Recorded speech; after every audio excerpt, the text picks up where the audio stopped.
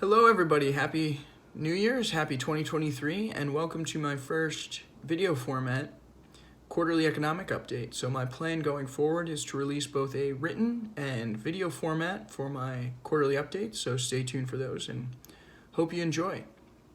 The idea here is to draw what we can from the 2022 environment and apply those conclusions to form some sort of expectations for market conditions and economic activity in 2023.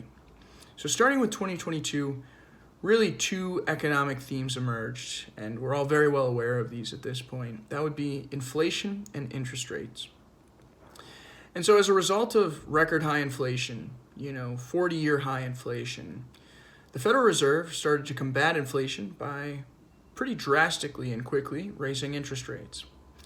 And so thinking about interest rates and the impact that it has on the overall economy, I think it's easiest for us to just imagine how interest rates impact us on a daily basis. When borrowing costs are higher, we are just simply less likely to go out and buy a new vehicle or buy a new house or spend money in general. And that plays into the idea that prices are now higher due to inflation. And so our household balance sheets are being constrained in that way. The same exact dynamic plays out at the corporate level. So when corporations and companies are dealing with higher interest rates and high inflation, they are less likely to go out and expand their own operations. They're less likely to invest in growth segments within the company, and they're simply less likely to try and grow their business as aggressively. That is the dynamic that we saw play out in terms of share price and stock valuations over the course of 2022. When investors recognize that we are going to be dealing with constrained growth over the coming months, potentially years, valuations of stock prices are going to come down. And so investors tend to price in those expectations into today's prices. Hence, we have a very challenging stock and bond environment today. Unfortunately, the inflation race is not over.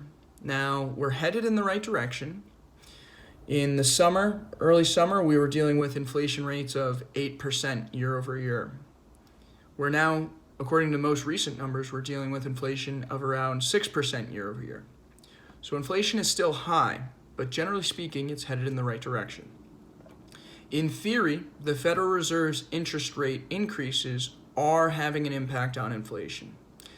Some of that is just due to supply chains being repaired, so goods are now flowing more smoothly, which means there's less shortages, which means prices can come down. But what we're worried about in 2023 is that inflation becomes entrenched and that we've essentially harvested the low-hanging fruit in terms of bringing inflation down, and now we're really worried about inflation kind of sticking around longer than expected. That's obviously the exact opposite of what the Federal Reserve is trying to do. So with that being said, the expectation among many economists, among many investors, and what the Federal Reserve is signaling, continuously signaling, is that they will continue to raise interest rates. And as we know at this point, rising interest rates causes strains on consumers and companies. It's an economic constraining lever. And so in doing so, economic growth will be tougher to come across. And when economic growth is tougher to come across, stock valuations tend to fall. In 2023, the Federal Reserve is expected to continuously raise interest rates. Now, we hope that in the first half of 2023, inflation continues to fall and fall as close as possible to the Fed's 2% inflationary target year over year. If that's the case, the Fed can then take their foot off the gas in terms of raising interest rates, and they'll either A, hold interest rates where they are for the time being, or B, they'll begin to reduce interest rates. Now, this is all contingent upon inflation coming back down to that 2% year over year target. Many economists, many investors, including myself, feel as though inflation will continue to come down throughout 2023.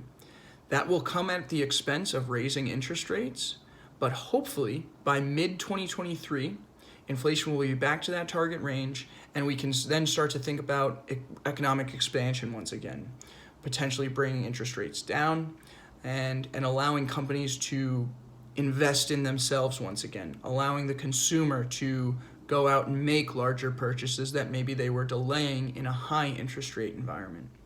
And so theoretically, the bull case is that second half of 2023, inflation is under control, interest rates could potentially plateau or come down, and people begin to spend and grow the balance sheet as they have in the past. So there you have it. Hope it was helpful. And once again, I'll be releasing a written format as well. And on top of that, that's my macroeconomic update, but please, by all means, check out the articles linked below for more personal financial and financial planning topics that would be useful to apply in your own life. So have a good one, have a good first quarter, and I'll talk to you soon.